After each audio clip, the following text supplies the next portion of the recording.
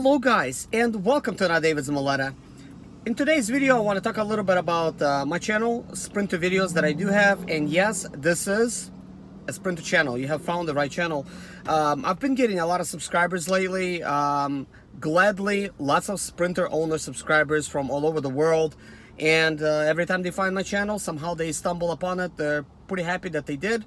And I'm happy to inform you guys, if you're new, if you just found my channel, there's going to be so many Sprinter videos, guys. My channel is going to be like pretty much full of them. Of course, I do other cars as well.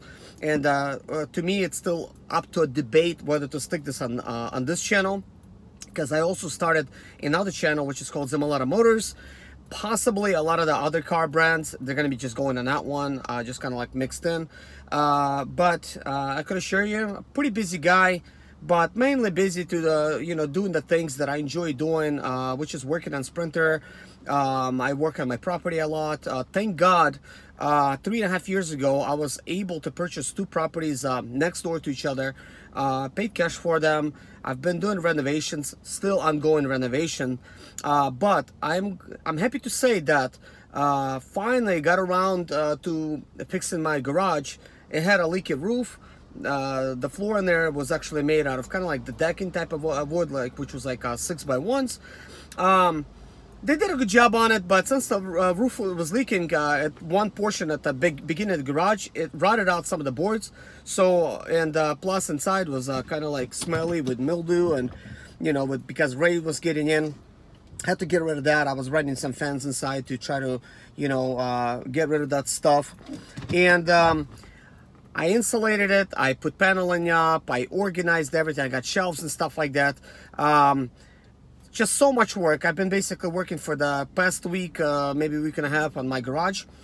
But the garage, basically it's a 16x24 size. I could, a normal size car could drive in there and I could do service on it, which is great. But the biggest part for me, like why I need a garage, man, I live in South Carolina, and it's kind of like a tropical weather down here. Maybe like not really, but when I say tropics, man, it rains a lot here. Like it's raining right now, guys, seriously. It's actually raining right now. I'm actually standing in pharmacy drive-through right now, and it's raining. And actually I was going to shoot a Sprinter video today. That was my plans, finally try to get a Sprinter video out, since I did finish my garage, and that's going to be pretty much filmed outside, but anyways, I cannot do that today because obviously it's raining. So I might just go in the garage, do a little bit more organizing. But the good thing is, floor's fixed, roof is fixed, all the sides are fixed. I created, like a couple workspaces. I have a computer in there as well. It's an older computer. It doesn't really worth anything, but it's a computer I bought like back in 2008. Can you believe it? I still have it. But the good thing about it is I do have repair manuals from, for Sprinters, for the T1Ns, and I have it for the 3.0 liter. I don't have a repair manual for the DEF systems type of thing, but I have right now 6 Sprinters I own. I have 5 T1Ns. A couple of them became part Sprinters, and 3 of them could be running Sprinters. One of them I can't start right now. One of them needs a torque converter replaced. And one of them I currently drive. Then we have a 2012, that's a 3.0 with a DF type of system, 550,000 miles on that Sprinter. The idea for that one is I'm gonna do an engine swap to a T1N. At least that's what I'm thinking about. That's what I'm gonna be doing. But as time goes on and you find out something new, who knows? Maybe I could rebuild that engine. If I could rebuild it, then why not? But chances are it might not be able to be rebuilt because it's gonna be like way too expensive, and I'm all about saving money for me, money for you, finding cheaper, creative solutions when it comes to fixing your Sprinters. My approach is very simple. It's not that technical, but it's about to get technical, because now I have a garage obviously that is insulated with a computer, with my manuals. So when I bring an engine inside, or transmission, or rear differential to try to rebuild, I'm gonna have a head-mounted type of a GoPro Hero 7 Black with good sound, without much interruptions. I'll be able to just dive in, have the, whatever I'm working on, I'm also gonna pull it up on the CD, and We're gonna be kind of like going back and forth. I'll edit it, make it look kind of like nice and clean. But whatever we're doing, whatever we're gonna be taking apart, we're gonna do it the proper way, the way the dealer would do it, the service department would do it, and it's not gonna be like pretty much like a backyard mechanic type of thing. Pretty much gonna be like a mechanic, you know, really working on these things. Man, it's raining. I have a window open and getting inside now, so I'll put some AC on. But yeah, it's also kind of like a little bit muggy right now, surprisingly. But anyways, guys, I just hope to get as many Sprinter videos out to the world as possible, you know, because not a lot of shops know how to work on them, and those that do charge a lot of money to work on them. Plus, there's a lot of misdiagnosis when it's done to them. My 12 years experience, I found out that a lot of shops, they tend to hide the truth when it comes to repairing your Sprinter. They tell you stuff that you don't need, stuff that's non-existent inside of the engine or transmission, and the repair bill is gonna be like this. But I know it's getting harder and harder for you guys to try to like service your Sprinters at like dealerships and stuff, or other mechanics, and you're looking into servicing it yourself. And I'm the same way. I used to service mine at various type of shops across the country, whatever I would break down, but that was taking all my money. That was really taking all my money, and I could not save any money with expediting and stuff. And when I started servicing my own Sprinter, that's actually when I gained the ability to start saving the money. Excuse me, guys, man, I'm sorry. But I started saving a lot of money because I was also having a used Sprinter for parts. That was saving me money in parts. Plus, I was doing the work myself, so that was saving me more money. That's how I was able to, you know, use that money, collect a little bit, buy a house. I kept doing the same type of idea, just fix my own stuff, and that's why I'm able to repair my house and stuff like that. I still work with Expedite. I constantly expedite, and it's a way for me to test my Sprinter out, you know, for its reliability and stuff like that. And I find that the T1Ns, the 2.7 liter, it's generally a really reliable engine.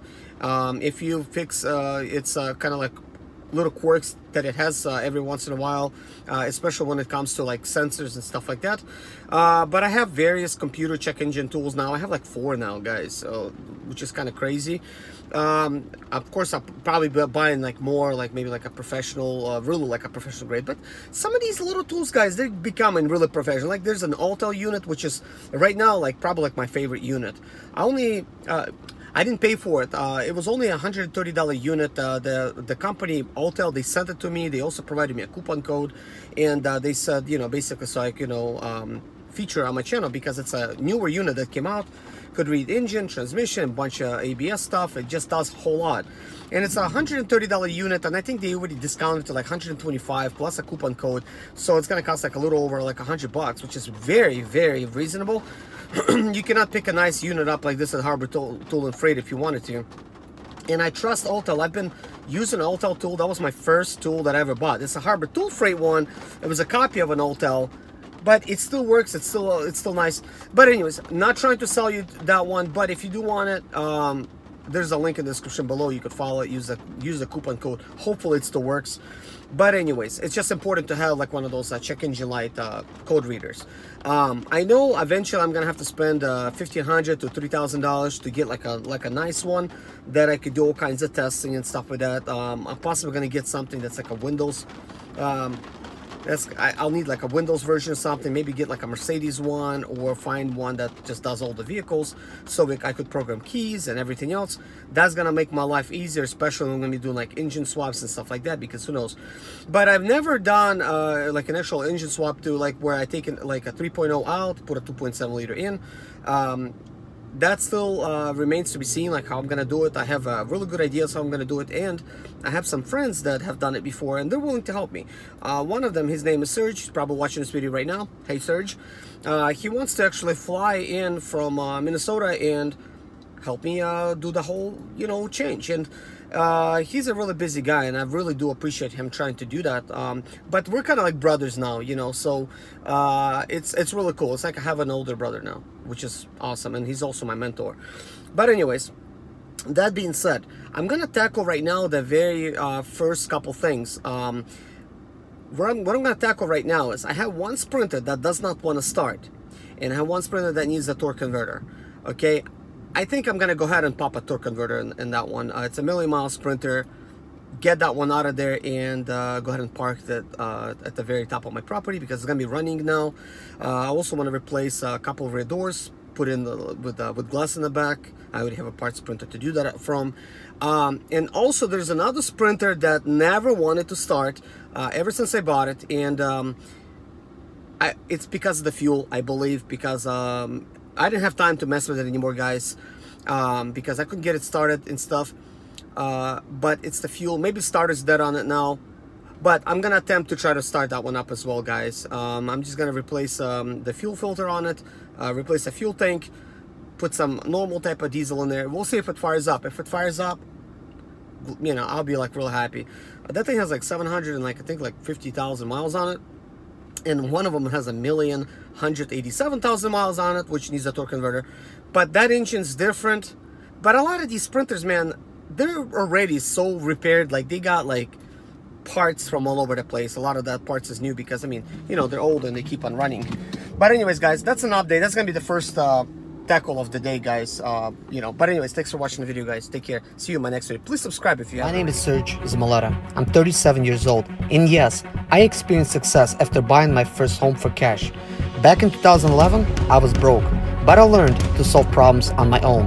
Now I'm helping others to solve their problems. I know what pitfalls to avoid to stay profitable in business. Need motivation to be more successful in your life? Do you have Sprinter expedite or business problems? Then subscribe. Let's find creative solutions to your problems. Hit the bell notification so you don't miss any of my helpful videos.